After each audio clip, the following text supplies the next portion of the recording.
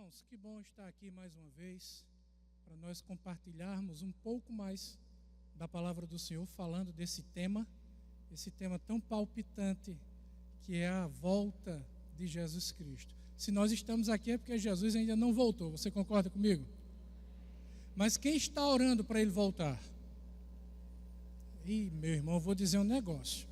Esse teu amém foi tão fraquinho que se depender desse teu amém, Jesus não vai voltar não. Vai passar mais 2000 anos. Antes de abrir o texto, que será o nosso texto tema de hoje, deixa eu estimular você a fazer essa oração. Tá? Eu vou fugir um pouquinho já no início e a gente volta, tá bom? Abra sua Bíblia em 2 Timóteo. 2 Timóteo, capítulo 2. Deixa eu mostrar isso aqui para você.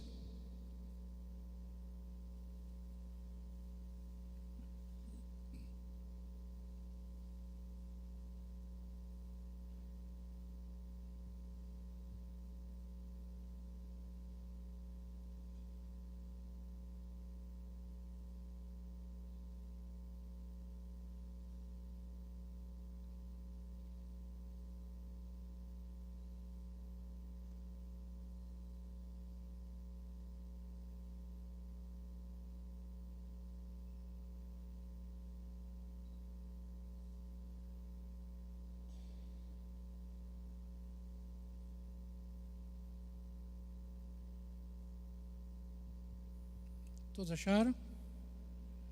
2 Timóteo, capítulo 2. Só um segundo, porque esses equipamentos eletrônicos são bons, mas quando eles inventam de travar. 2 Timóteo, capítulo 4. Vai mais 2 capítulos para frente. Só um versículo.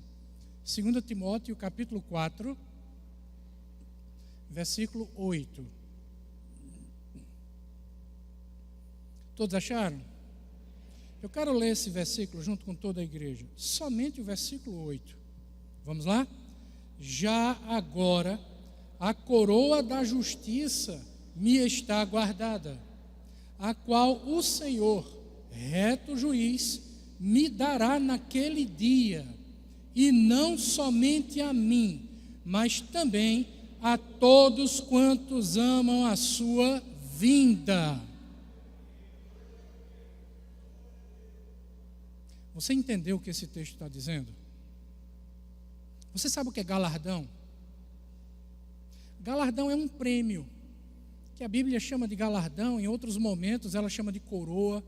Tem a coroa da vida, a coroa da justiça, a coroa da glória, e várias coroas que são apresentadas. São recompensas que Deus dará ao seu povo, quando nós chegarmos na presença dEle na glória celestial. Na linguagem simbólica de Apocalipse, o povo de Deus é representado por aqueles 24 anciãos, que simbolizam as 12 tribos do Antigo Testamento, os 12 apóstolos do Novo Testamento. É a reunião do povo de Deus, que em um dado momento, esses anciãos tiram as suas coroas, se prostram aos pés do Cordeiro e depositam essas coroas aos pés de Jesus. Eles receberam essas coroas do Senhor como um ato de recompensa.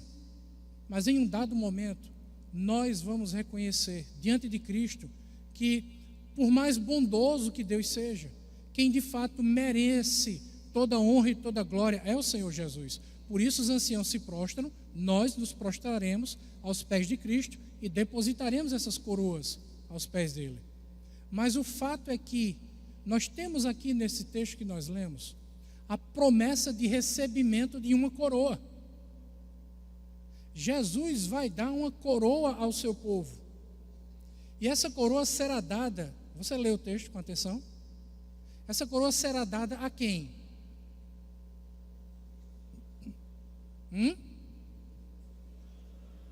A todos quantos amam a sua vinda. Então, meu irmão, o fato de você orar pedindo Jesus volta, o fato de você desejar a volta de Cristo ardentemente, já garante para você uma coroa, já garante para você uma recompensa. Então por que é que você não está orando pedindo para Jesus voltar? Por que é que você não deseja ardentemente a volta de Jesus? Então deseje, meu irmão, você vai ser recompensado por isso. Amém?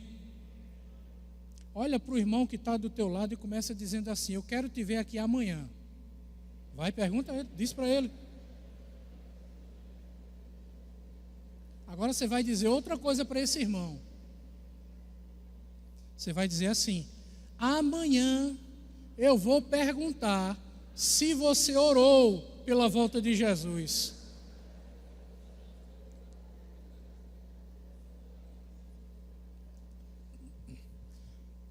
Hoje nós falaremos sobre a promessa da vinda de Cristo.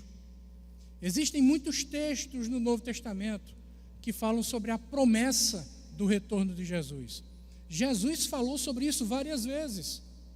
Algumas vezes ele falou de forma clara, outras vezes ele falou ali meio que embutido no meio de um discurso.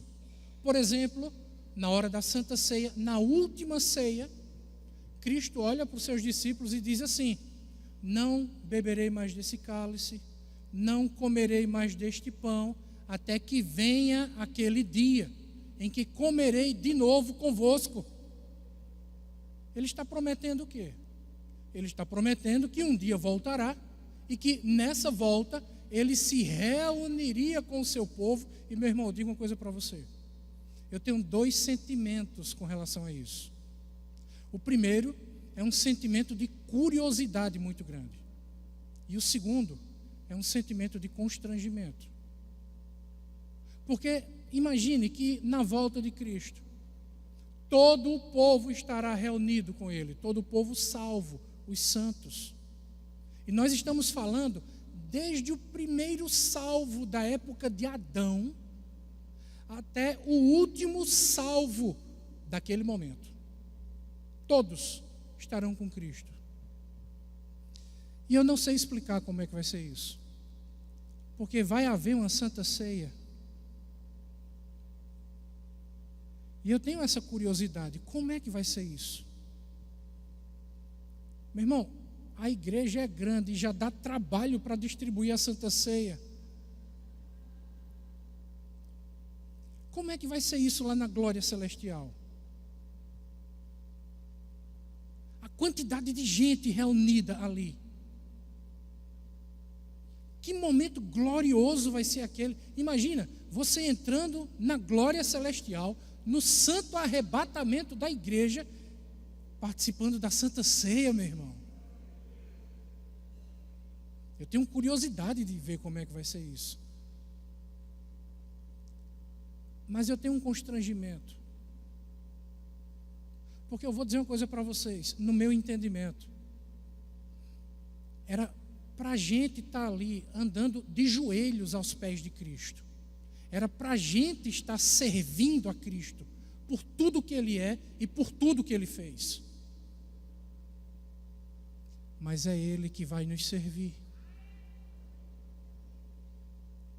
Isso é constrangedor. Ele vai servir de forma simbólica ali da sua própria carne, do seu próprio sangue. Não vai ser mais o corpo diaconal que estará servindo a Santa Ceia. Vai ser o próprio Cristo. Isso é constrangedor. Mas eu tenho curiosidade de ver. Você tem? Deus abençoe os que disseram amém. Que Deus tenha misericórdia dos que não disseram nada. E que daqui para o final todo mundo diga amém. Amém. Amém, meu irmão. Então eu quero te convidar a ficar de pé. Abra sua Bíblia no texto de 2 Pedro, capítulo 3. Nós vamos ler do versículo 1 até o versículo 14. 2 Pedro, capítulo 3, do 1 ao 14. Todos acharam? Veja só, o apóstolo João era conhecido como o apóstolo do amor. Mas veja como Pedro começa esse texto. Veja como ele começa se dirigindo ao povo de Deus. Amados, esta é agora a segunda epístola que vos escrevo. Em ambas, procuro despertar com lembranças a vossa mente esclarecida, para que vos recordeis das palavras que anteriormente foram ditas pelos santos profetas, bem como do mandamento do Senhor e Salvador, ensinado pelos vossos apóstolos, tendo em conta, antes de tudo, que nos últimos dias virão escarnecedores, com seus escárnios, andando segundo as suas próprias paixões e dizendo: onde está a promessa da sua vinda? Porque desde que os pais dormiram, todas as coisas permanecem como desde o princípio da criação, porque deliberadamente esquecem que de longo tempo houve céus bem como terra, a qual surgiu da água e através da água pela palavra de Deus, pela qual veio a perecer o mundo daquele tempo, afogado em água.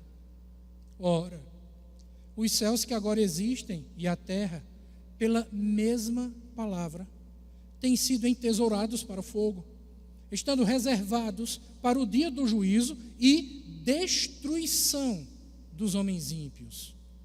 Há, todavia, uma coisa, amados, que não deveis esquecer: que para com o Senhor um dia é como 1000 anos, e 1000 anos como um dia.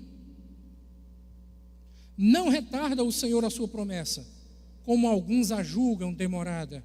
Pelo contrário, Ele é longânimo para convosco, não querendo que nenhum pereça, senão que todos cheguem ao arrependimento. Virá, entretanto, como ladrão o dia do Senhor, no qual os céus passarão com estrepitoso estrondo, e os elementos se desfarão abrasados. Também a terra e as obras que nela existem serão atingidas, visto que todas essas coisas hão de ser assim desfeitas.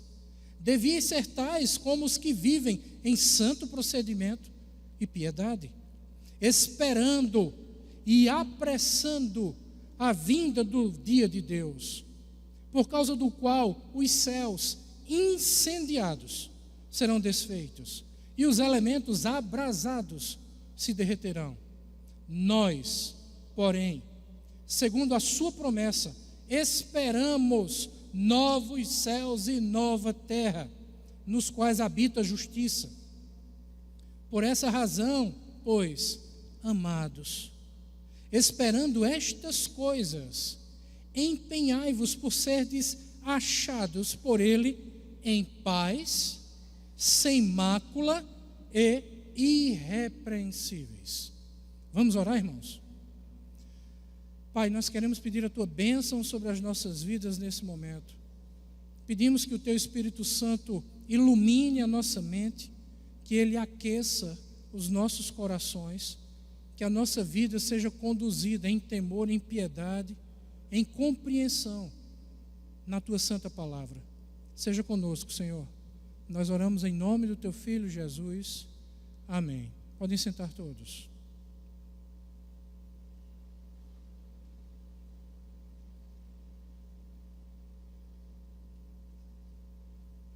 Irmãos, tem algumas ênfases que eu quero dar aqui nesse texto. Por exemplo, eu quero que você observe de cara logo os versículos 1 e o versículo 2. Pode passar o próximo aí, meu irmão, por favor? Os versículos 1 e o versículo 2. Qual é a ênfase que nós temos aqui nesse texto? Eu quero que você observe a maneira como Pedro escreve essa passagem e a maneira como ele vai construindo esse texto. Os versículos 1 e o versículo 2 dizem assim: Amados, esta é agora a segunda epístola que vos escrevo. Em ambas procuro despertar com lembranças a vossa mente esclarecida. Em primeiro lugar, Pedro trata o povo de Deus como sendo um povo que tem a mente esclarecida.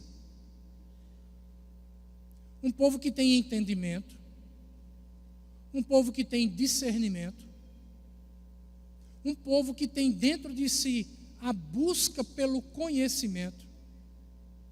E quando eu leio esse texto, eu lembro de um homem que foi considerado uma das mentes mais brilhantes na história da igreja, que se chamava Jonathan Edwards, que ficou conhecido, dentre tantas coisas, por uma frase cunhada, que é luz na mente e fogo no coração.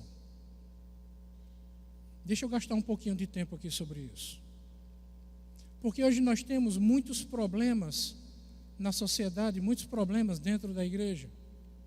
Problemas que foram gerados por causa da igreja.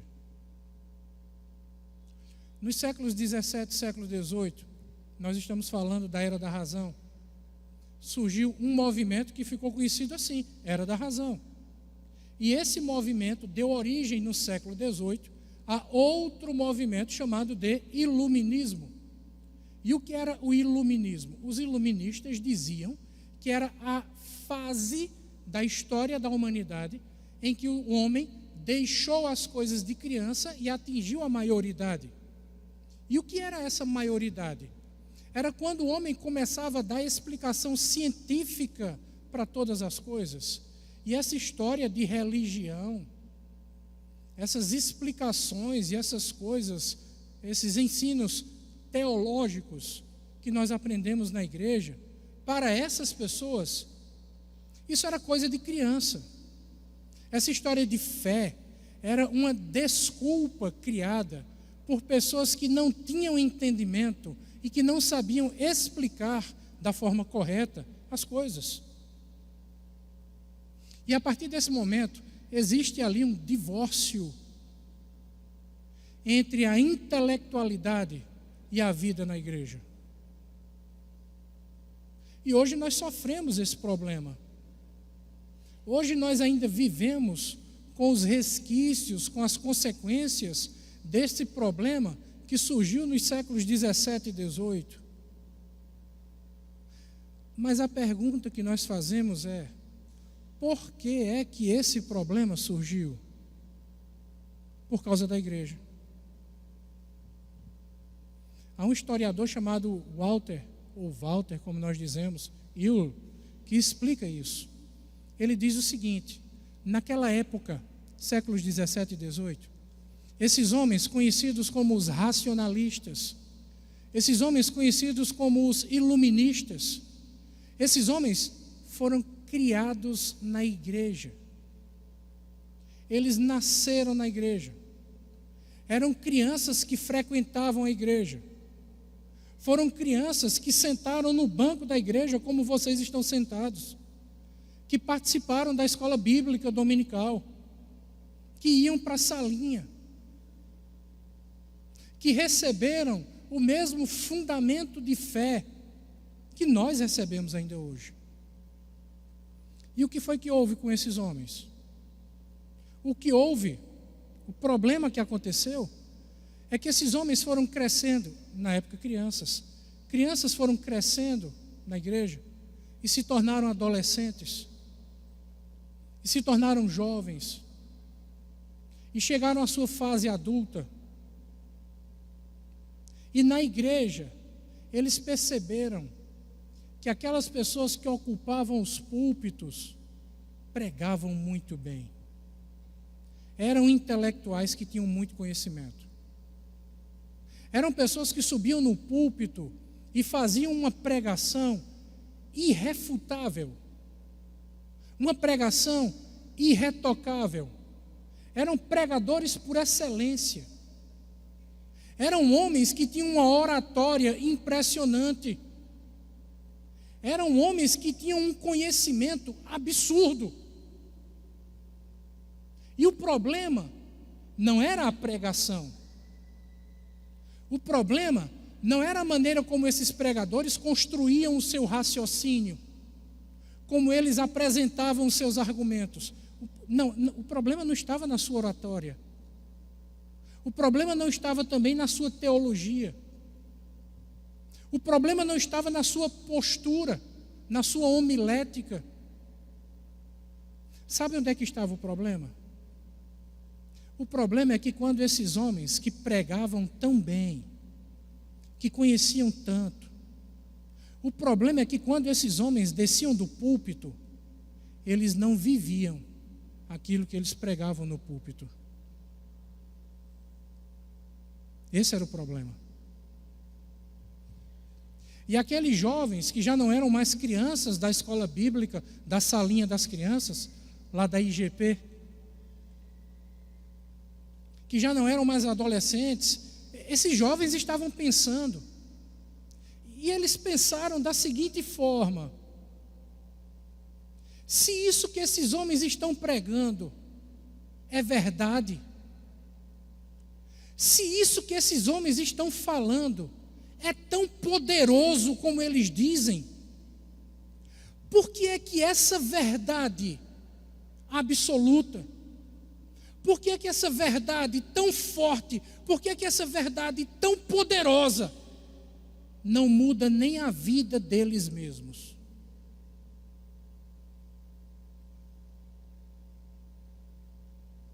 Então esses jovens aprenderam na igreja que a verdade existe,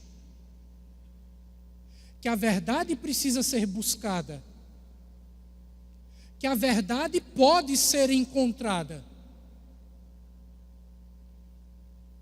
Mas se aquilo que aqueles homens pregavam no púlpito não conseguia mudar a vida nem deles, e a verdade existe, isso quer dizer que essa verdade deve ser buscada em outro lugar, através de outros meios, e ela vai ser encontrada em outro local. Então esses homens racionalistas, iluministas, aprenderam que a verdade existe, mas que ela não tem relação com aquelas coisas que são faladas na igreja.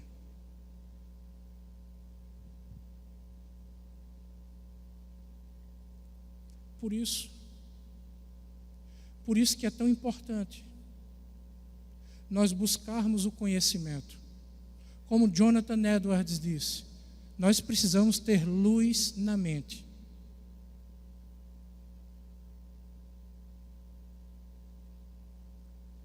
Mas o conhecimento por si só não vale de nada. Entenda isso. Aquele conhecimento que um dia entrou na sua mente, aquele conhecimento que agora está entrando na sua mente, aquele conhecimento que um dia vai entrar na sua mente, ele precisa ser encharcada pela unção do Espírito Santo. E ele precisa, através de um movimento sobrenatural, descer da sua mente para o seu coração, a tal ponto que a sua vida seja incendiada e transformada por esta verdade. E é por isso que ateus leem a Bíblia e continuam sendo ateus. E é por isso que incrédulos às vezes leem a Bíblia muito mais do que alguns crentes e continuam sendo incrédulos, porque a informação, o saber, o conhecimento, por si só, que apenas ocupa a mente, não vale de muita coisa. Conhecimento que só ocupa a mente não transforma vidas. Por isso, meu irmão, esse assunto que nós estamos tratando aqui nesses dias, nessa conferência, ele precisa ser lido, ele precisa ser revisado, ele precisa ser revisitado, ele precisa ser aprofundado, mas nós precisamos fazer isso de joelhos. Entenda a expressão que eu vou usar aqui. Nós precisamos ler a Bíblia, mas nós precisamos ler de joelho.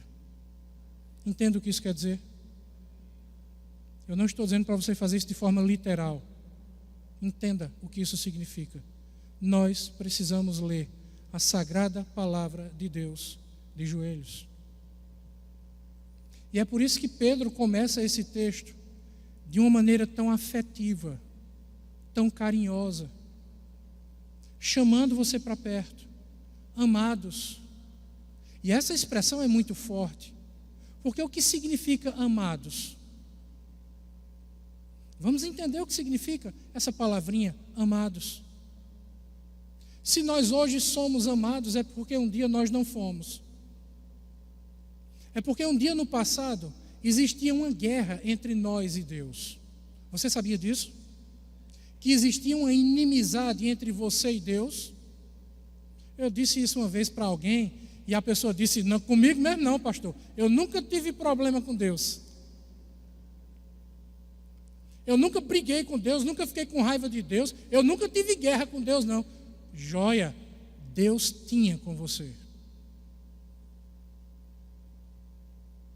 Se o problema não era daqui de baixo lá para cima, era de lá de cima aqui para baixo. Deus tinha. E é aqui que reside o alicerce dessa mensagem que nós chamamos de evangelho, de boas novas. Porque para você entender que essa novidade realmente é boa, você precisa entender o tamanho do problema. Caso contrário, você não valoriza. E a boa nova, o evangelho é exatamente isso. Existia uma guerra de Deus conosco. Nós éramos inimigos de Deus por natureza. Existia um muro de separação que impedia que nós chegássemos até Deus. Descia fogo do céu contra nós. Deus estava irado contra o ser humano. Todos pecaram e foram destituídos, foram afastados da presença de Deus. Se você não tinha uma briga com Deus, se você não tinha inimizade com Deus, se você não tinha nenhuma queixa contra Deus, Deus tinha uma eternidade de guerra e de queixa contra você. Entenda isso. E ninguém poderia resolver esse problema, a não ser Jesus Cristo. E é por isso que Jesus vem. Ele vem para entrar no meio dessa briga. Ele vem para entrar no meio dessa encrenca. E o texto de João nos diz que ele é um advogado. Quantos advogados nós temos aqui hoje à noite? Desculpe, eu não quero ofender você. Jesus é eternamente melhor do que você, meu irmão. Sabe por quê? Porque você, como advogado, em primeiro lugar, dificilmente você vai trabalhar de graça para alguém. A menos que seja um parente, alguém muito próximo, aí você quebra um galho, né? Mas vamos lá, tu és um advogado, tu vais trabalhar de graça para um inimigo? Dificilmente você vai até querer pegar a causa do teu inimigo. Concorda comigo ou não?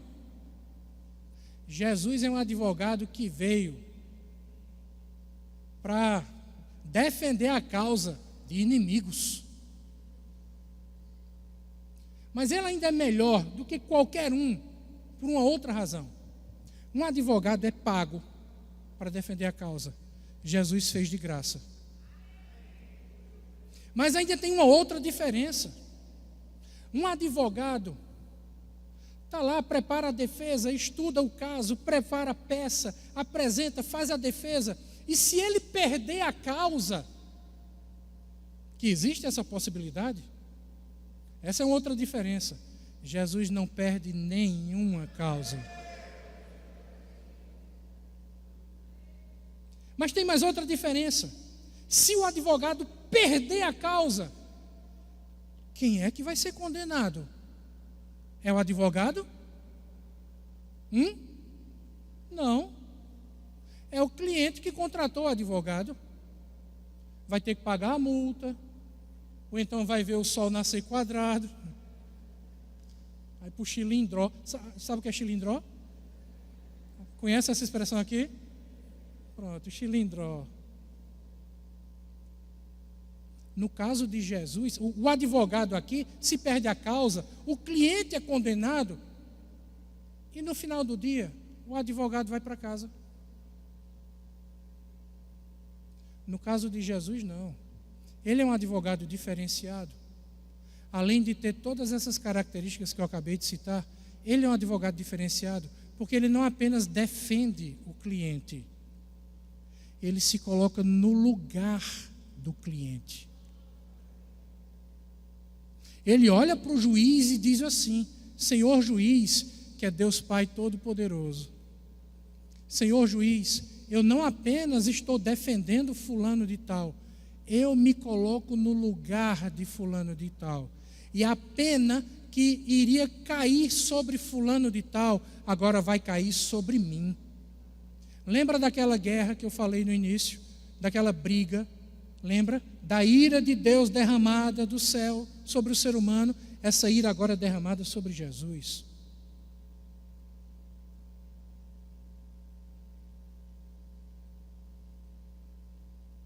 E é por isso que ele foi morto na cruz e ressuscitou ao terceiro dia. Então aquele problema da guerra acabou. Só que ainda tem mais um detalhe. Jesus poderia ter feito essa obra por mim e por você. Ele fez por você? Deus abençoe os que disseram amém. No final eu vou fazer o apelo, viu, bispo? O senhor permite? Para aqueles que ainda estão na dúvida, tem uma oportunidade de tomar a decisão hoje. Após ressuscitar ao terceiro dia, Jesus poderia ter feito o seguinte: pronto, eu já deixei meu trono de glória, temporariamente eu abri mão da glória, é a kenosis, é o autoesvaziamento, sofri, fui humilhado, fui escorraçado, fui zombado, fui cuspido, fui maltratado, morri, ressuscitei, pronto, a obra agora está feita. Vou voltar para o meu trono de glória, vou ficar lá no céu, já fiz o que tinha de ser feito, e agora é por sua conta, meu filho. Ele poderia ter feito isso, não poderia? Mas ele não fez. Ele disse: não, a obra está feita, e para onde eu vou, você vai também. Eu vou preparar-vos lugar para que onde eu estou, estejais vós também. Mas você acha que foi só isso? Tem mais, meu irmão. Porque ele poderia dizer: você vai comigo para o céu. Mas quando chegasse lá no céu, tá bom, desci da glória, fiz o que fiz, passei pelo que passei, não vou repetir aqui, você já sabe, né? Ressuscitei, trouxe você para cá, mas agora, querido, você não vai para o inferno, está no céu, joia? Mas agora tu vai ser o faxineiro aqui do céu. Tu vai lavar o banheiro do céu. Ele poderia ter feito isso, concorda comigo? Mas ele não fez. Ele disse: eu não vou tratar você como qualquer um. Eu vou colocar você sentado num trono de glória do meu lado. Ele poderia ter feito isso, e fez, e poderia dizer: pronto, você vai estar sentado aqui do meu trono, né? Quer dizer, em tronos aqui do meu lado, e vai julgar junto comigo, e depois desse julgamento, pronto, vai viver a tua vida aqui no céu. Ele não poderia ter feito isso, mas ele não fez. O que é que ele faz? Eu vou dar para você a mesma mente que eu tenho. Eu vou fazer com que você tenha um corpo glorificado, semelhante ao meu, como eu também fui glorificado após a ressurreição. Eu vou fazer com que você seja chamado filho de Deus, assim como eu também sou. Eu sou filho por essência, você por adoção, mas você será filho. Eu vou fazer com que você reine comigo para todo sempre. E a herança que eu recebi do meu pai, eu vou dividir com você. você vai ser chamado de co-herdeiro junto comigo. Então, meu amado, aquele que um dia foi odiado,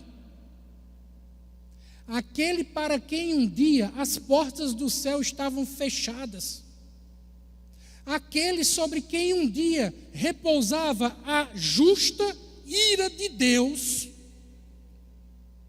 agora repousa a natureza divina, o título de nação santa, povo de propriedade exclusiva de Deus, sacerdócio real.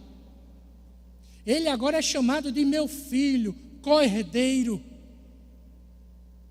Ele recebe a mente de Cristo, um corpo incorruptível. Você tem uma ideia, meu irmão, do que é um corpo incorruptível? Você tem ideia do que é um corpo glorificado? Entendeu o que significa amado? Entendeu? Só que quando nós lemos aqui, não está escrito no singular. Está escrito no plural, amados. Porque o amor de Deus é tão grande que Ele não fez isso só por você, mas por uma multidão incontável de pessoas, que é chamado de povo de Deus, o Israel espiritual, nação santa. Nós conhecemos popularmente como igreja, que é composto, ou a igreja é composta por todos esses amados, desde Adão e Eva até o último dia da história da humanidade. Então, entendeu o que significa amados? Deixa eu dar mais um passo aqui nessa palavrinha. Eu vou passar 2 horas pregando em cima de uma palavra. Tem mais um detalhe. Quando Pedro escreve amados, será que ele estava falando apenas para aqueles amados daquela época, para quem esta carta foi endereçada? Deus continua salvando pessoas hoje. O Espírito Santo continua trabalhando nas nossas vidas. Jesus continua assumindo o lugar de pecadores miseráveis e continua transformando a vida desses pecadores.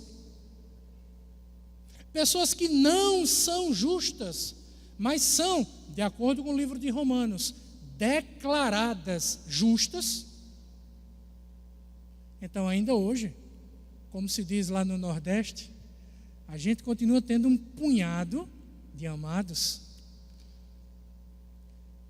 E tem amado sentado aí do teu lado, ou não tem?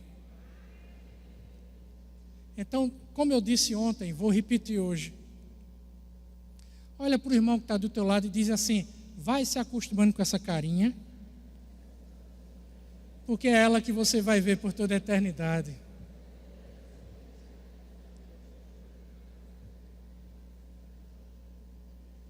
Então veja só o que Pedro diz aqui.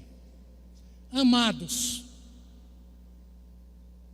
Esta é agora a segunda epístola que eu escrevo. Pedro está dizendo, eu já escrevi uma epístola.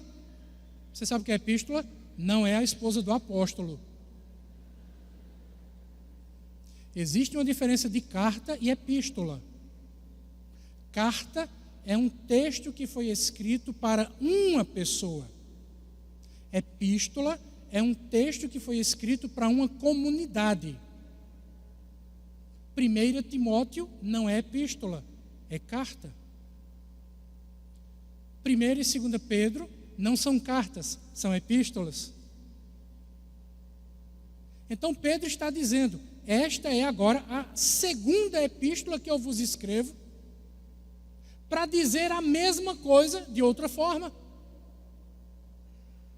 Eu vou repetir o assunto. Eu vou continuar tratando da mesma coisa. E não tem nenhum problema em repetir o assunto. Por mais que você tenha uma mente esclarecida, é necessário repetir. É necessário manter essa verdade viva, essa chama acesa. É necessário fazer com que essa verdade continue circulando na tua mente, mas que, pelo poder de Deus, ela desça para o teu coração e te aqueça. Então Pedro está dizendo, não tem nenhum problema de repetir o assunto. Aí eu fiz essa introdução todinha, porque eu fiquei sabendo agora há pouco que o pastor John pregou esse texto hoje de manhã. Então não tem nenhum problema repetir o assunto, por mais que vocês tenham a mente esclarecida. Amém, irmão? Para quê? Versículo 2. Para que vos recordeis das palavras que anteriormente foram ditas por onde? E é aqui onde eu quero gastar mais um pouco de tempo com você. Observe, eu vou trabalhar um pouco de didática escriturística com você. A gente vai trabalhar um pouquinho da estrutura do texto, para a gente entender o que é que estava na cabeça de Pedro, que é a mesma coisa que estava no coração do Espírito Santo. Porque entendendo isso, essa verdade vai aflorar na nossa mente. Preste atenção na forma como Pedro escreve esse texto. Para que vos recordeis das palavras que anteriormente foram ditas por quem? Pelos santos profetas. Vamos parar aqui um pouquinho, vamos raciocinar junto comigo. Quais foram as palavras ditas pelos santos profetas?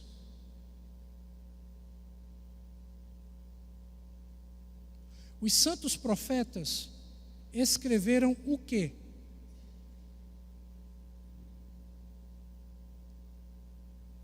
Nós temos a palavra de Deus. Concorda comigo ou não? Quem tem a palavra de Deus aí? Levanta ela aí, por favor. Ok. Todo mundo está com a Bíblia. A palavra de Deus é dividida pelo menos em duas partes. A primeira parte, que é o maior volume que nós temos, é chamado de Antigo Testamento. E a segunda parte é chamada de Novo Testamento. O que foi que os profetas escreveram? O Antigo Testamento? Continua comigo nesse texto. Para que vos recordeis das palavras que anteriormente foram ditas pelos santos profetas, bem como do mandamento de quem? E preste atenção nessa ordem. A sequência é essa. Não é Salvador e Senhor, é Senhor e Salvador. Existe uma razão didática, teológica para isso. Jesus Cristo somente será o Salvador da sua vida, se em primeiro lugar Ele for o Senhor da sua vida. Se Ele não for o Senhor de tudo, Ele não será seu Salvador. Então nós temos o Antigo Testamento, que é intercalado pela primeira vinda de Cristo. Cristo faz um chamado a 70 discípulos, nós temos isso no Evangelho de Lucas. Dentre esses 70 discípulos, ele comissiona 12 apóstolos, concorda comigo? Continua comigo agora no texto. Foram ditas pelos santos profetas, bem como do mandamento do Senhor e Salvador, ensinados ou ensinado por quem? Pelos vossos apóstolos. Então agora ele está falando do ensino dos apóstolos, que é composto pelo quê? O Novo Testamento. Então o que é que nós temos aqui, meu irmão? Nós temos aqui o fundamento da apresentação da palavra de Deus, a Sagrada Escritura, composto pelo Antigo Testamento e o Novo Testamento, de maneira que o Antigo Testamento, escrito pelos profetas, aponta para quem? Jesus. E o Novo Testamento, escrito pelos apóstolos, aponta para quem? De maneira que tudo aponta para Jesus. Se o Antigo Testamento é o alicerce, o Novo Testamento vai ser o resto da casa e o telhado que está alicerçado, que está construído sobre esse alicerce. Concorda comigo? De maneira que tudo aponta para Jesus. Isso aqui nos explica muitas coisas. Muitas coisas. Nós poderíamos falar aqui de bibliologia, inspiração da Sagrada Escritura, escatologia, é o que a gente está tratando, promessa da vinda de Cristo. Nós poderíamos falar da autoridade apostólica, da autoridade profética. Nós poderíamos falar aqui do senhorio e da divindade de Cristo. O alicerce está aqui. Mas eu quero apresentar um ponto específico a partir desse momento, para a gente entender algumas coisas que serão ditas mais à frente. Como é que nós somos salvos hoje? Essa é uma pergunta muito comum. Depois que Jesus morre na cruz, como é que o ser humano é salvo? Crendo em quem? Tudo aponta para Cristo, tudo aponta para Jesus. Então o ser humano é salvo crendo em Jesus. Você concorda comigo ou não? Mas e os nossos irmãos do Antigo Testamento? Como é que eles eram salvos? Alguns dizem, guardando a lei. Não, Paulo diz em Romanos que pelas obras da lei, ninguém jamais foi salvo. Ah, pelas obras. Não, pelas obras, ninguém jamais foi justificado. Então, como é que os nossos irmãos do Antigo Testamento foram salvos? Por Jesus da mesma forma. Sabe o que acontece? Jesus surge na história, ele divide a história entre antes de Cristo e depois de Cristo. Aqueles que vieram antes de Cristo, nossos irmãos do Antigo Testamento, eles viviam crendo na vinda do Messias. Eles viviam crendo que um dia Deus iria cumprir a sua promessa. Eles estavam crendo para frente. Eles estavam crendo que um dia a promessa de Deus viria. Eles criam para frente. Como é que nós somos salvos? Crendo para trás. Nós cremos que a promessa de Deus já veio. Nós cremos que o Messias já foi enviado. Nós cremos que aquele que o Antigo Testamento prometia que viria, o Novo Testamento mostra que já veio. De maneira que no Antigo Testamento eles eram salvos, crendo em Jesus. Claro que ninguém chamava de Jesus, a palavra era o Messias, o enviado, o ungido, o prometido. Então eu vou chamar a partir de agora Cristo. Eles eram salvos crendo no Cristo. E como é que nós somos salvos? Crendo no Cristo. Eles estavam crendo para frente, nós estamos crendo para trás. De maneira que todas as coisas convergem em Cristo. Ele é o Senhor de todas as coisas. Não existe salvação fora de Jesus. Por isso que ele fez de dois povos um povo só. Não importa se você é judeu, não importa se você é brasileiro, não importa nem se você é argentino. Tem algum argentino aqui, bispo? Me perdoe. Se você é chinês, se você é japonês, sabe? Se você é alemão, wie heißen Sie, não importa. Só Jesus Cristo salva. E é por isso que Pedro escreve essa carta, nos chamando de amados, porque ele nos amou desde a fundação do mundo.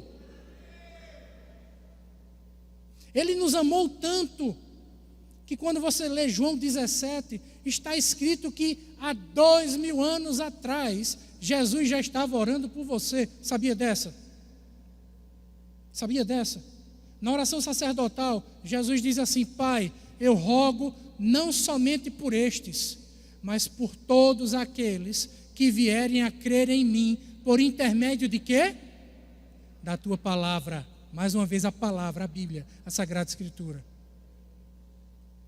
Há 2000 anos atrás, Jesus estava orando por você.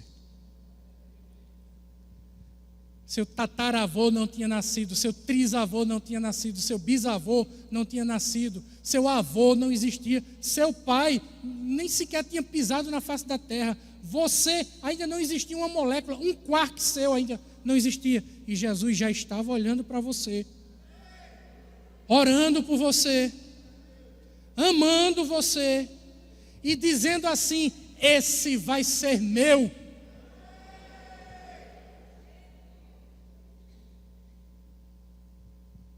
E Ele te ama tanto. Eu perguntei agora há pouco, né? Quem está orando pela vinda de Jesus? Poucos levantaram a mão. Uma meia dúzia disse assim: amém, já faltando a voz.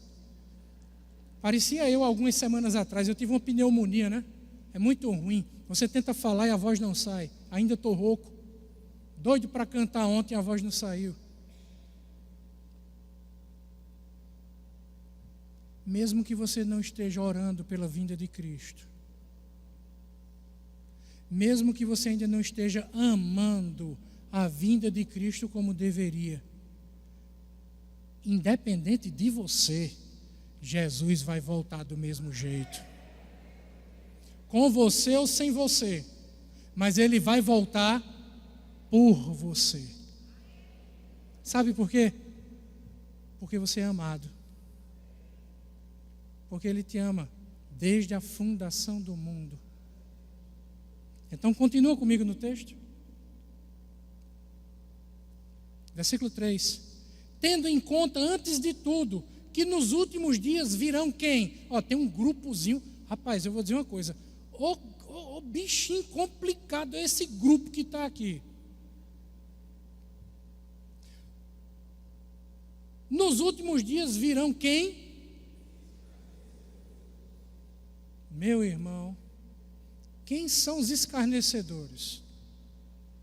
Essa é até uma expressão que a gente usa pouco. Ela é muito conhecida na igreja, né? Lá fora não é. Eu não sei como é que vocês chamam aqui no Rio de Janeiro. Lá na Paraíba a gente diz que é gente que gosta de piadinha. Gente que gosta de indireta. Gente que gosta de machucar você com uma piadinha. Tem gente, tem alguma expressão que vocês usam aqui? Para se referir a pessoas assim? Deboche, é o debochado. É que eu gosto de aprender expressão nova. A gente usa essa lá também. Né? É o debochado. Sabe? É gente que você diz assim: meu irmão, entrega a vida para Jesus. Tem um plano de salvação e de redenção que Deus preparou para o ser humano. Abre teu coração, querido. Olha, tem promessa bíblica de que Jesus viria. A Bíblia chama de primeira vinda. Se cumpriu. Mas também tem promessa bíblica de que Jesus voltará. É chamado de segunda vinda. Pode acontecer a qualquer momento. Aí o debochado, o cara que gosta de piadinha, é o escarnecedor. Esse grupo é tão perigoso que ele já é citado lá no Antigo Testamento. Bem-aventurado o homem que não senta na roda dos escarnecedores. Aí você está pregando com tanto amor, né? Com tanta vontade. Aí o debochado olha para você e diz: meu amigo, tu ainda está nessa. É o iluminista. É o racionalista. Tu acredita nesse negócio de igreja, nesse papo de religião? Meu irmão, cai na real. Me dê uma prova. Eu quero uma prova sólida, substancial. Eu não vim aqui hoje à noite para isso. Em outro momento nós poderíamos falar, né, das razões bíblico-científicas pelo qual nós cremos na Sagrada Escritura. As razões científicas. Quer falar de biologia, de matemática, de física, de história, de arqueologia? Depois a gente conversa um pouquinho. Mas o debochado vai dizer isso. Meu irmão, eu conheço tanto crente, faz 10 anos que estão dizendo que Jesus vai voltar. Tem crente na minha família. Meu avô era crente. Eu cresci ouvindo meu avô dizendo que Jesus vai voltar. E até agora não voltou. Tu continua acreditando nisso, meu irmão? O debochado vai dizer isso. O escarnecedor vai dizer isso. E quer saber de uma coisa? Isso é uma armadilha do diabo. E se você não tiver luz na mente, conhecimento, e se você não tiver fogo no coração, vida com Deus, unção, piedade, você vai ser levado por esse discurso. Porque você de repente pode parar no meio da caminhada e pensar assim: rapaz, sabe que faz sentido? Sabe que tem lógica isso? Eu já estou na igreja há 10 anos e Jesus não voltou. Eu já estou na igreja há 20 anos e Jesus não voltou. Eu já estou na igreja há 70 anos, há 80 anos, há 50 anos e Jesus não voltou. Será que Jesus vai voltar mesmo? Porque, meu irmão, gente para destruir tua fé tem de monte. Para edificar a tua fé são poucos. Você sabia que é mais fácil destruir do que construir? Você sabia que é mais fácil derrubar do que ajudar a andar, ensinar a andar? Por isso que o Salmo diz isso. Cuidado. Não se detenha. Não se assente na roda dos escarnecedores. Lembra do salmista? Eu fui militar há muitos anos. No curso de sargento a gente aprende, tem um dito popular que se diz, um dito militar, que se diz assim: passarinho que anda com morcego dorme de cabeça para baixo. E a Bíblia diz a mesma coisa. As más companhias corrompem os bons costumes. Entenda uma coisa: se você não influencia, você está sendo influenciado. E é por isso que Pedro escreve, dizendo: olha, já é a segunda epístola que eu escrevo. Vocês têm a mente esclarecida, mas não tem nenhum problema de recordar essas verdades. Essas verdades que estão alicerçadas na palavra de Deus, que desde o Antigo Testamento apontam para Jesus, que o Novo Testamento aponta para Jesus, que isso não pode sair da nossa mente. Nós não podemos esfriar, porque à medida que o tempo passa, a quantidade de escarnecedor vai aumentando. A quantidade de gente que vai perdendo a fé vai aumentando. A quantidade de gente que zomba vai aumentando. A quantidade de gente que vai escarnecer de você vai aumentando. Então você precisa estar muito bem enraizado. E deixa eu falar um pouquinho aqui sobre raízes. Porque nós crentes, nós somos um bicho estranho. Nós andamos na contramão do mundo. Nós pensamos diferente do mundo. Nós temos valores diferentes daqueles valores do mundo. Deixa eu dar só alguns exemplos aqui. Crente é a única raça que fala da morte sorrindo, que faz música para falar da morte. É ou não é? Finda-se este dia. Quando termina o dia, a maioria das pessoas hoje está em depressão. O sol vai se pondo, a pessoa está ali, sabe? O crente em comunhão com Deus, quando fala da morte, né, que chegue a minha hora, a gente canta falando da morte, e canta sorrindo. A gente é um bicho estranho.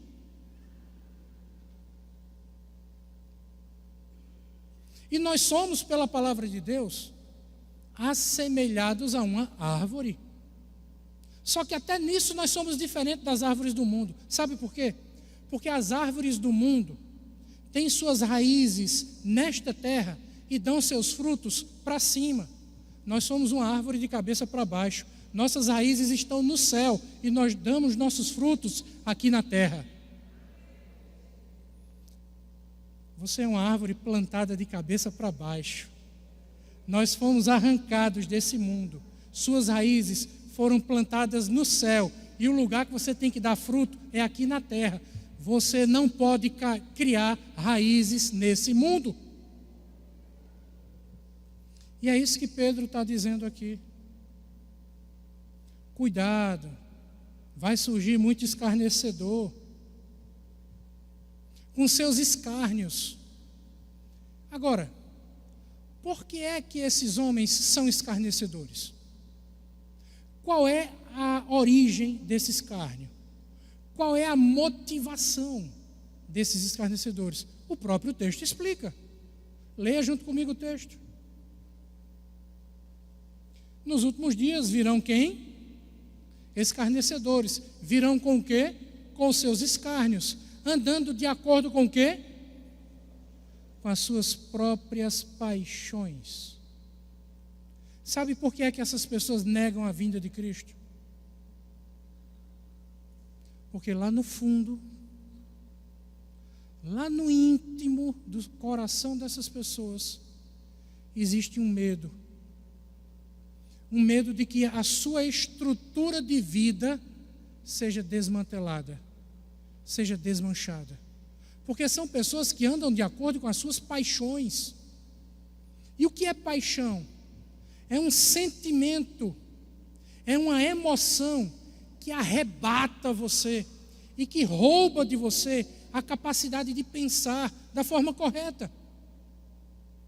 Você já viu alguém que está enlouquecidamente apaixonada?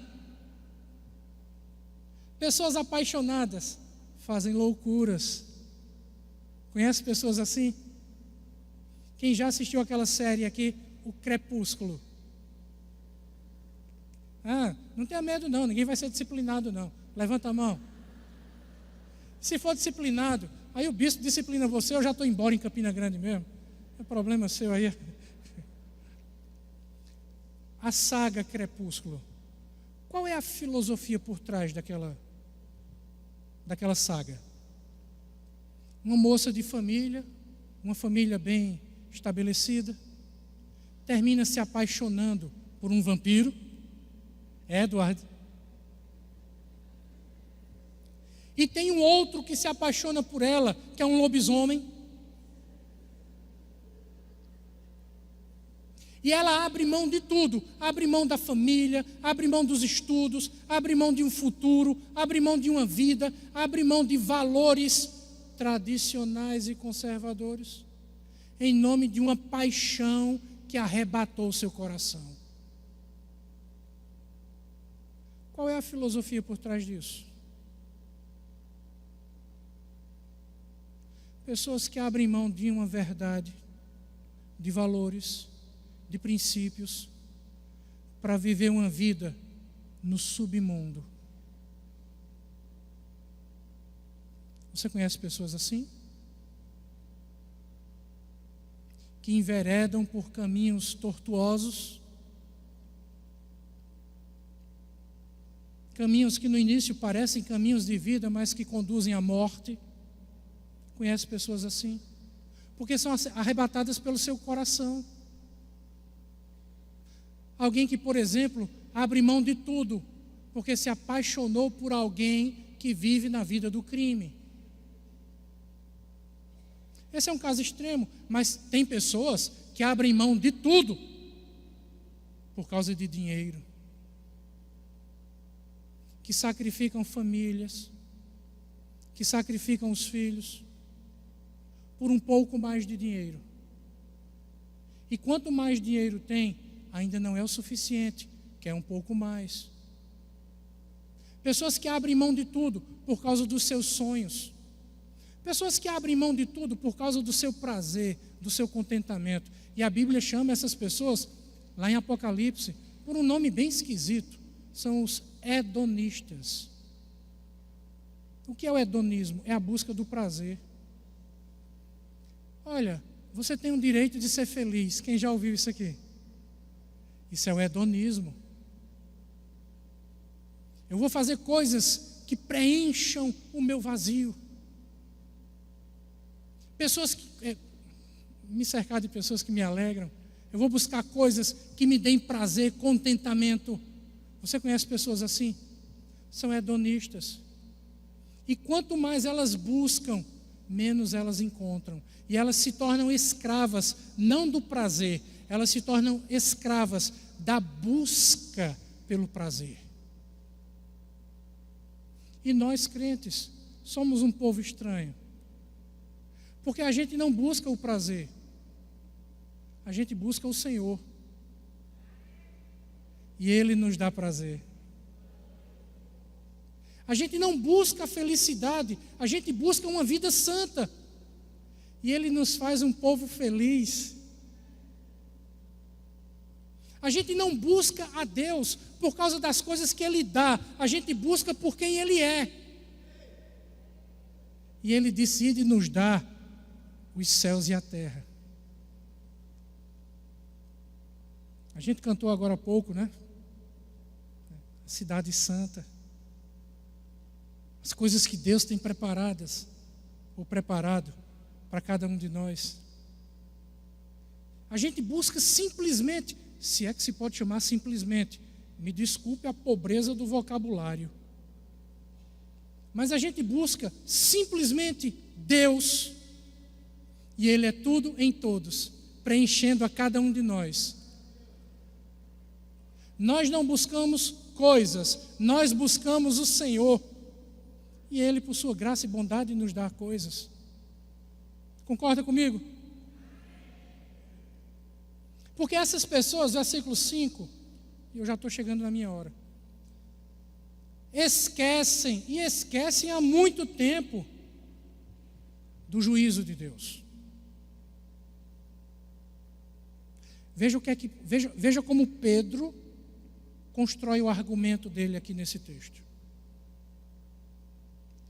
Aquilo que é uma bênção, Deus pode transformar em maldição. Em outras palavras, é isso que Pedro está dizendo aqui. Veja o argumento de Pedro no texto. Deus criou os céus e a terra, fez todas as coisas a partir da água, e tudo Ele fez a partir da água. Não é isso que está escrito aqui ou não? Sim ou não? Versículo 5. Porque deliberadamente essas pessoas esquecem que há muito tempo atrás houve céus, assim como também houve terra, a qual, ou seja, as coisas surgiram da água. E através da água, pela palavra de Deus, Deus fala e as coisas surgem e surgem através da água. A água foi uma bênção que Deus criou, concorda comigo ou não? Tanto é que Deus cria todas as coisas e o texto de Gênesis diz que Deus olhou para a sua criação e viu que tudo era bom. A água foi uma bênção. Sim ou não? Sim. Mas nesse meio tempo, o homem decide pecar. Nós já saímos de Gênesis 1, Gênesis 2, já estamos agora em Gênesis 5, entrando em Gênesis 6. O homem decide pecar. E quando o homem peca e se torna um pecador viciado no pecado, um pecador inveterado ou veterado, um pecador compulsivo. Gênesis 6 diz que Deus olha para o homem, e a palavra que está no original em hebraico é: Deus ficou profundamente contrito por ter feito o homem, porque Deus faz o homem para um propósito, e de repente o homem, por causa do pecado, foge do propósito de Deus e começa a andar segundo os desejos do seu próprio coração, que não tem nenhuma relação com os desejos do coração de Deus. E agora, Deus chama Noé: achaste graça diante dos meus olhos? E Deus diz: destruirei a terra juntamente com o homem, os farei perecer. Contigo, porém, estabelecerei a minha aliança. Tu e tua casa entrará na arca, e somente esses 8 serão salvos. E Deus destruiu o mundo com águas do dilúvio. Eu já disse, ó. E Deus destruiu o mundo com o dilúvio. E o dilúvio veio através de quê? Água. Aquilo que Deus fez e era uma bênção, por causa do pecado, Deus transforma em maldição. E a maldição vem em forma de juízo. E é esse o raciocínio que Pedro desenvolve aqui no texto. Essas pessoas que andam segundo o desejo do seu coração, elas não olham para a palavra de Deus. Elas não querem saber do Antigo Testamento. Elas não querem saber do Novo Testamento. Elas não olham para Jesus. Elas esquecem das coisas que aconteceram. O argumento delas é: vocês estão falando que Jesus vai voltar, mas eu já escuto isso há muito tempo e Jesus não volta. Aí a resposta de Pedro é: as pessoas na época de Noé disseram a mesma coisa. As pessoas dos dias de Noé disseram a mesma coisa. Então o argumento de Pedro se encaixa perfeitamente com o mesmo argumento de Jesus em Mateus 24. Porque nos dias anteriores ao dilúvio, comiam, bebiam, casavam, davam-se em casamento, até ao dia em que Noé entrou na arca. Esse foi o argumento de Jesus, lá em Mateus 24. É o mesmo argumento que Pedro está usando aqui, em outras palavras. Veja que Pedro ouvia Jesus, apontava para Jesus, a forma dele pensar era uma forma cristológica. E nós não podemos pensar diferente. Nós não podemos ter outra forma de pensar, de entender as coisas, meu irmão. Jesus é a razão de todas as coisas. É Jesus que resolve todas as coisas. E o que Pedro está dizendo aqui é isso. As pessoas na época de Noé estavam desfrutando das bênçãos de Deus e elas, preste atenção nisso, elas desfrutavam das bênçãos de Deus, zombando de Deus e zombando da promessa de Deus. E aquilo que um dia foi uma bênção, Deus transformou em castigo, em juízo. Então Pedro está dizendo, lá vem eu de novo, tá? Se Pedro fosse nordestino, Pedro ia dizer assim: se aveste não, se aveste não, se aproxime para cá, tenha calma, descansa a cachola, no final tudo se resolve. Pedro está dizendo: olha para a história da humanidade, olha para a história da palavra de Deus. Lá no passado, pessoas usaram a bênção de Deus para zombar de Deus, para zombar da promessa de Deus. E aquilo que para elas um dia foi uma bênção, se transformou em maldição. Essas pessoas não aprendem. Pedro está dizendo: essas pessoas zombadoras, escarnecedoras, estão fazendo a mesma coisa que a humanidade fez antes do dilúvio, e vai acontecer com elas a mesma coisa. Agora, para finalizar, por que é que Deus ainda não resolveu essa questão? Nós precisamos aprender a esperar e a esperar com paciência. Tem gente que espera porque não tem jeito, o jeito que tem é esperar mesmo, não tem o que fazer, tem que esperar. Não é assim? Mas essa não é a postura de um crente fiel, piedoso. Não é só esperar porque não pode fazer outra coisa e tem que esperar. É esperar com paciência, é esperar com graça, é esperar com piedade. São essas as palavras que aparecem aqui no texto. Eu vou finalizar aqui no versículo 14. É esperar, e não apenas esperar, esperar na postura certa. Esperar conhecendo cada vez mais a palavra de Deus, se aprofundando. O pastor pregou esse texto, o outro vai pregar a mesma coisa. A palavra de Deus se renova a cada manhã. Não é a palavra que sai da boca do pregador, é a palavra que sai da boca de Deus.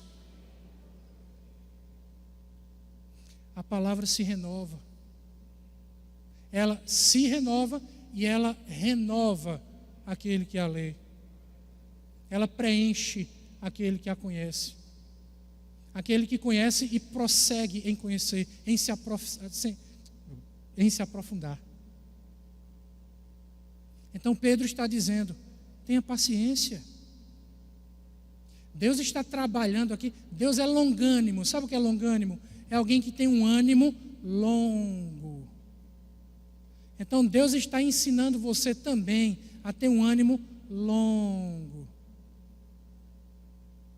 Eu tenho só mais 10 minutos. Tem? Pode ser? Eu não nasci num lar evangélico. Eu não nasci num ambiente em que as pessoas falavam de Jesus para mim. Mas hoje eu olho para a minha história no passado e eu lembro que por onde eu andava tinha um crente falando de Jesus para mim. Na escola tinha gente ali falando de Jesus para mim. Aí eu treinei judô muitos anos. Aí lá no judô tinha um crente falando de Jesus para mim. Eu olhava e dizia, rapaz, eu acho que essa raça vai conquistar o mundo. Para onde eu vou tem crente. Está parecendo cupim, formiga, está se reproduzindo assim, feita abelha. Entrei no exército, eu disse, pronto, aqui não tinha. Para onde eu ia tinha crente. Aí fui fazer curso de sargento, tinha um crente lá. E o pior que o bicho se tornou meu melhor amigo. Falava de Jesus para mim, mas eu não queria saber. E tinha outro lá, crente, no curso de sargento. Crente também. Só tinha 2 no curso de sargento que não era crente. Eu e mais outro. O resto tudo era crente, gente. Aí tinha um que era chato. Chato, meu irmão. Que tomara que ele não esteja ouvindo essa palestra que está sendo transmitida. Porque no islamismo, né, tem o sunita, tem o xiita. Entre os crentes, tem um crente e tem um chato. O muçulmano tem um xiita e os crentes têm um chato. Esse era um chato.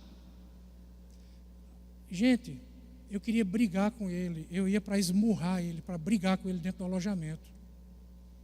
Sabe o que é que Deus fez comigo? De 6 meses de curso, eu passei 4 meses detido dentro do quartel sem poder sair. Todo mundo fim de semana ia para casa e eu não podia sair. Eu estava detido dentro do quartel, do batalhão. E aquele crente que eu gostava, que é meu pai na fé, ele dizia, olha, fica aqui, escuta essas músicas. Aí deixava, vocês são novos, não sabem o que é isso não. Uma fita cassete. De J. Neto. Fita cassete de Aline Barros. E eu passava o fim de semana inteiro ouvindo J. Neto e Aline Barros. A Aline Barros me evangelizou, ela nem sabe. Não sabe nem quem sou eu. De maneira que quando eu saí do exército, eu já estava com aquele negócio na minha cabeça. Eu saí do exército para fazer o curso de engenharia civil. Quando eu entrei na faculdade, sabe o que é que Deus fez? A minha vida inteira foi cercada por crentes. Quando eu entrei na faculdade, não tinha um só crente. Como a gente diz lá no Nordeste, né? Não tinha um para fazer um chá. E meu irmão, eu comecei a sentir saudade. Eu comecei a sentir falta. E se antes Deus levantava muitos crentes para vir até mim, agora não tinha mais nenhum, eu agora comecei a sentir saudade, e eu comecei a sentir vontade de ir até onde os crentes estavam. Porque a palavra de Deus não volta vazia. E eu lembrei desse colega que me evangelizava no curso de sargento. E fui na igreja dele, uma igreja batista. E quando eu fui com Maria José, que é minha esposa, na época nós éramos namorados. E eu não disse nada a ela, porque eu estava morrendo de medo de perder a namorada. Mas eu já estava decidido, eu quero ser crente. Mas como é que eu vou dizer isso para ela? Se eu disser, vai acabar o namoro. Eu vou perder a bichinha.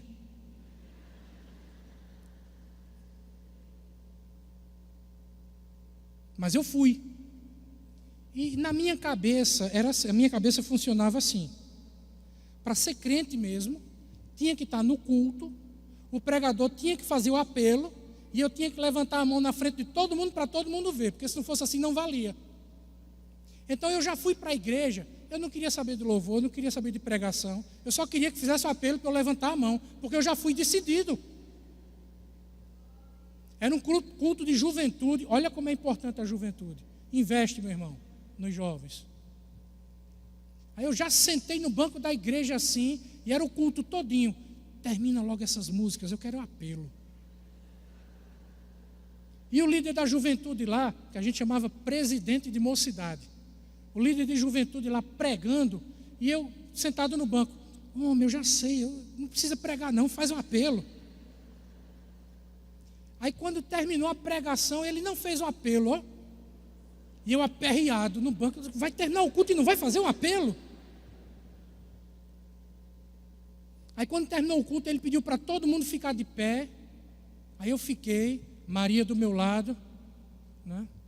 E aí ele começou a falar, e eu estava desse jeito assim.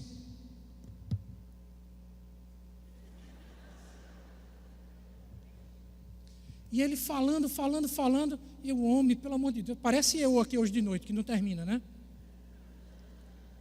E ele falando, e eu na minha cabeça, homem, pelo amor de Deus, vá logo, vá, faça logo esse apelo, eu quero saber de conversa não.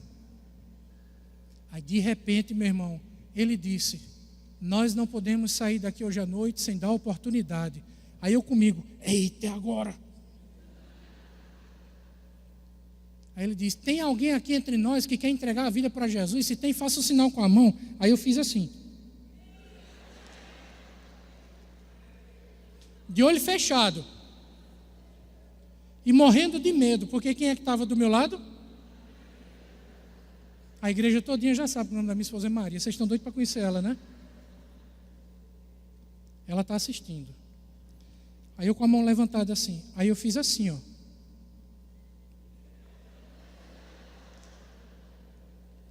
Gente, quando eu olhei, Maria também estava com a mão levantada.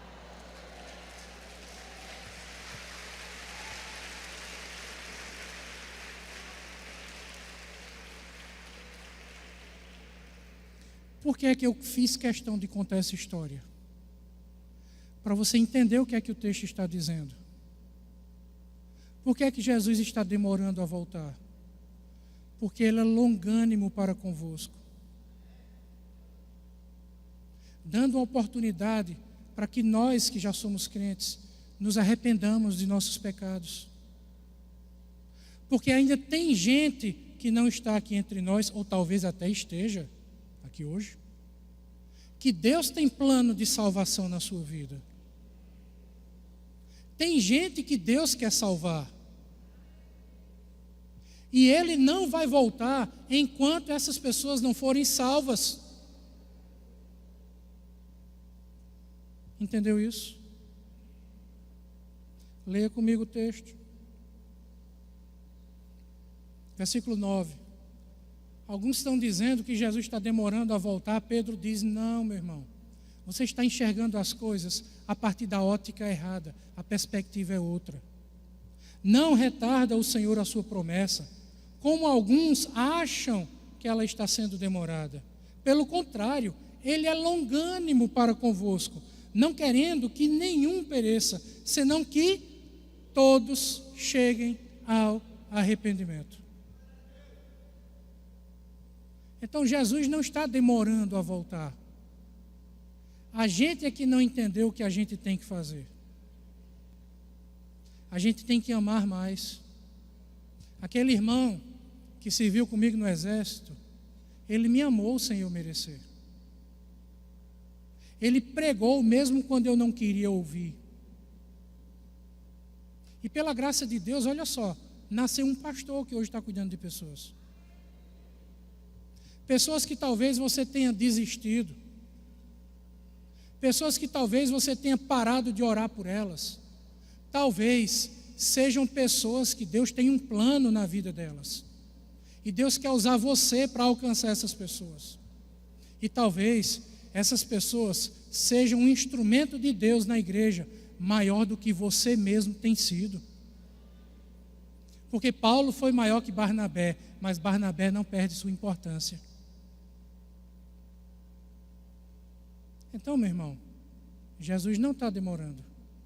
Ele vai voltar na hora certa, na hora que tiver de voltar. A gente é que precisa fazer o que tem que ser feito, enquanto Ele não volta. Amém? Fecha teu olho, curva tua cabeça.